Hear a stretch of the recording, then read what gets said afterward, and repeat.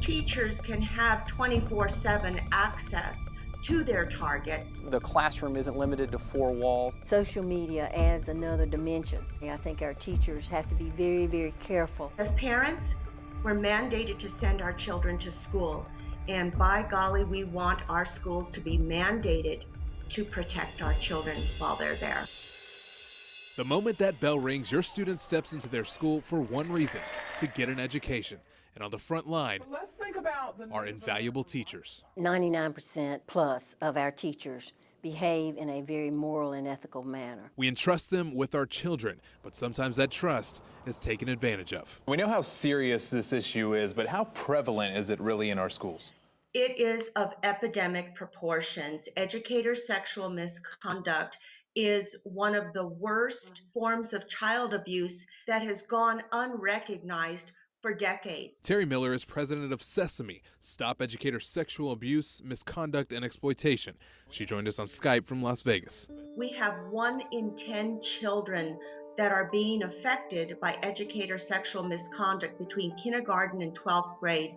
That amounts to approximately 5 million children in the United States today. In North Carolina, teacher-student sexual relationships are against the law regardless of age. We started our investigation by compiling and digging through court records and found that in the past 5 years, teachers have been charged more than 700 times for sexual misconduct with students. It wreaks havoc on their lives, their relationships, their emotional well-being.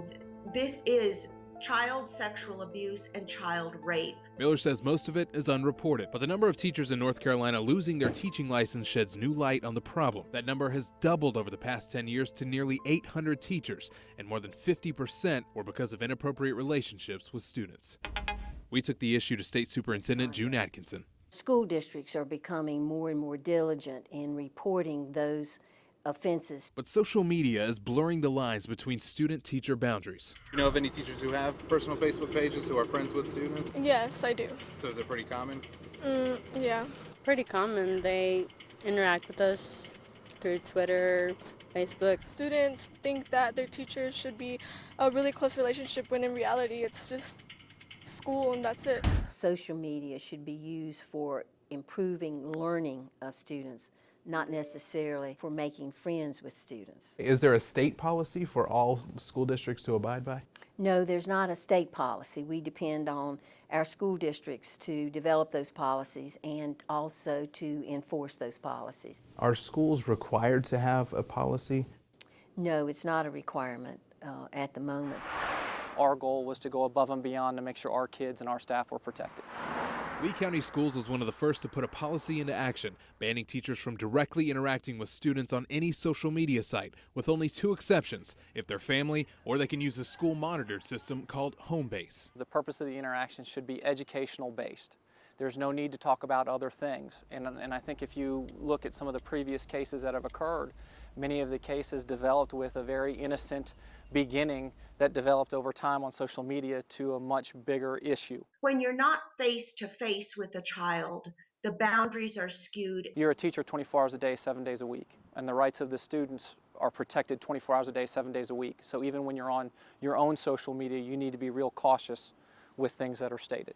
Miller says the problem isn't just punishing offenders, it's keeping them out of the system. One of the reasons that educator sexual abuse is so prolific is this practice of passing the trash, where they allow a predator to quietly resign amidst allegations of sexual offense and move on to another school system. Something Atkinson says they're working on improving. The state is creating a new online database of teachers whose license have been revoked and making license application questions more in depth. And as for social media, it's not going anywhere anytime soon. The question is, are schools able to keep up with the ever-changing technology to make sure teachers don't exploit their role? Regardless of whether that's 1 teacher or whether it is 100 teachers, we need to move as quickly as possible.